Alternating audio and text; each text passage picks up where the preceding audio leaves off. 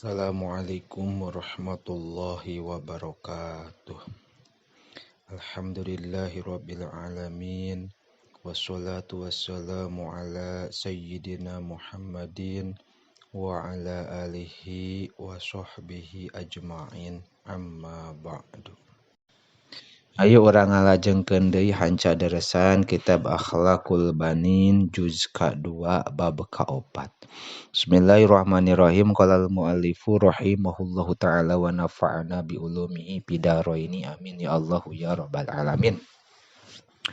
Wajibul waladi ari ieu eta kewajiban budak nahwa nabiyhi ka nabi na walad sallallahu moga nambihan rahmat sallallahu Gusti Allah alaihi ka nabi wasallama sareng kasalamatan. Ailam kudu nganyahokeun anjeun anna nabiyya sallallahu alaihi wa alihi wasallam sayaktosna nabi sallallahu alaihi wa alihi wasallam lahu eta tetep ka nabi hakun ari hak azimun anu gede alaika eta tetep wajib ka anjeun wa haqquhu sareng ari hakna nabi a'dhamul huquqi eta panggedena pirang-pirang hak ba'da haqillahi ta'ala sabada hakna Gusti Allah ta'ala. Wal adabu sareng ari adab ma'ahu sarta nabi akadul adabi eta pang dikukuhna pirang-pirang adab. Eta pang dikukuhkeun adab wa aujabuha sareng pang wajibna pirang-pirang hak. Bahwa mangka ari nabi allazi eta anu ata datang ieu nabi. Bidinil islami mawa agama Islam. Biwasitotihi kalawan perantara nabi arabta terang anjeun robbaka ka pangeran anjeun. Wa parokta sareng misahkeun anjeun bainal halali antara halal wal harami sareng haram. Wa innaka sareng sayaktosna anjeun latakdiru eta moal bisa anjeun antajziyahu kana ngabalas anjeun ka nabi abadan salawasna. Payajibu mangka wajib alaika ka anjeun naon antuhibbahu yen mika cinta anjeun ka nabi. Ghayatal mahabbati kalawan pameakan mika cinta. Wa fil hadisi sareng eta tetep dina hadis la yu'minu henteu iman saha adukum salah saurang ti aranjeun. Hatta akuna sahingga aya kuring ahaba eta leuwih dipika cinta ilaihi ku ahad min waladihi tinimang budakna walad tinimang budakna ahad wa walidihi sareng dua kolotna walad wa walidihi sareng dua kolodna ahad wa nasi sareng jelema ajmaina tegesna sakabehna. Wa inna alamata mahabbatika sareng sayaktosna ciri cinta na anjeun li rabbika ka pangeran anjeun teh antuhibba eta yen mika cinta anjeun nabiyaka ka nabi anjeun. Wa tattabi'ahu sareng turut anjeun ka nabi pisiratihi dina kahirupan nabi. Kama saperti perkara qala ngadauh saha qala ta'ala ngadauh Allah ta'ala. Qul bejakeun ku anjeun Muhammad in kuntum lamun aya anjeun teh tuhibbuna eta mika cinta aranjeun kabeh Allah ka Gusti Allah fattabi'uni mangka kudu turut aranjeun kabeh ka kuring. Yuhibbukum bakal mika cinta ka anjeun sallallahu Gusti Allah. Wa tuhibba sareng mika cinta anjeun aidon deui ahla baitihi ka ahli baitna nabi. Washabihi sareng ka pirang-pirang sahabatna nabi wa jami'a ummatihi sareng kasakabeh umatna nabi. Wa fil hadisi sareng eta tetep dina hadis ahibbu kudu mika cinta aranjeun kabeh Allah ka Gusti Allah.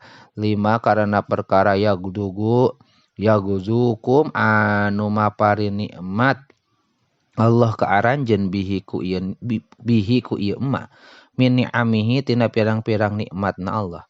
Wa ahibbuni sareng kudu mika cinta anjeun ka kuring lihubbillahi karena cinta Allah. Wa ahibbu sareng kudu mika cinta anjeun kabeh ahla baiti ka ahli bait kuring lihubbi karena cinta anjeun ka kuring lihubbi karena cinta kuring.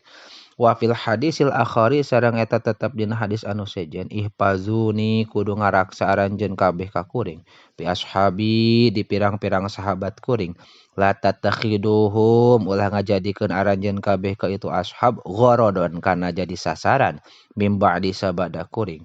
Paman mangka ari sing saha jalma ahabbahum eta mika cinta itu eman ka ashab Pabihubbi mangka de kalawan cinta kuring ahabbahum mika cinta Allah ka itu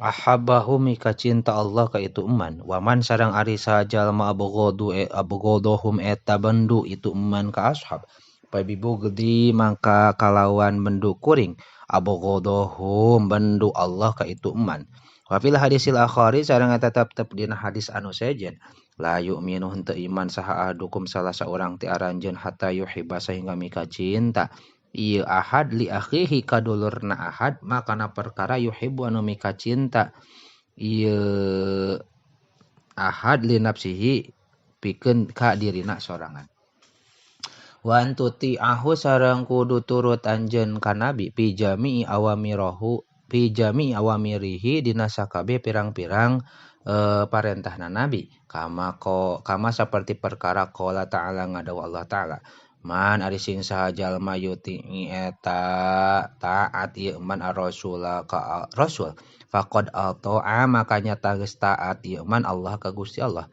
wa ma sareng ari perkara atakum anu datang ka aranjeun sa rasulu utusan pakhuduhu maka kudu nyokot anjeun kana itu mak wa manahakum wa ma sareng ari perkara nahakum anu nyegah rasul ka anjeun anhu tina mak fantahu mangka kudu ninggalkeun anjeun wa min taatihi sareng eta tetep tina kataatan ka rasul antan suro ari yen nulungan anjeun dina hukana agama rasul bi qaulika ku ucapan anjeun wa fi'lika sareng pagawean anjeun wa tudapi'a sareng ngaraksa anjeun an syariatihi tina syariatna rasul bi kulistitaatika kalawan sakabeh kamampuan anjeun wa antus sholia sareng maca sholawat anjeun alaihi ka rasul kama saperti perkara amaroka anu marentah ka anjeun sallallahu Gusti Allah bi qaulihi ku dawuhan Allah innallaha sayaktosna Gusti Allah wa malaikatahu sareng malaikatna Allah